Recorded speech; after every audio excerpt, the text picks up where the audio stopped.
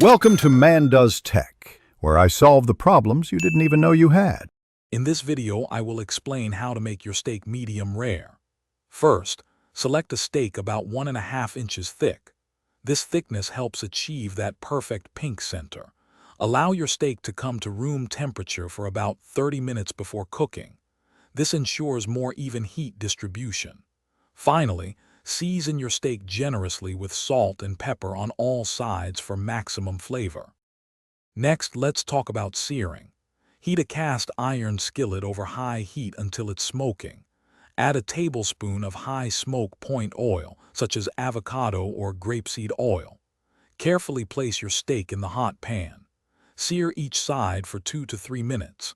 This creates a beautiful, flavorful crust that locks in the juices, essential for a medium-rare finish. After searing, transfer your skillet directly to a preheated 375 degrees F oven. This allows the steak to cook through gently without overcooking the exterior. Insert an instant-read thermometer into the thickest part of the steak. Cook until the internal temperature reaches 130 degrees F. This precise measurement is key to achieving that perfect medium-rare doneness. Once your steak reaches 130 degrees F, remove it from the oven immediately. Transfer it to a cutting board and let it rest for 5 to 10 minutes. This crucial step allows the juices to redistribute throughout the meat, ensuring every bite is tender and flavorful. Finally, slice your perfectly cooked medium-rare steak against the grain and enjoy.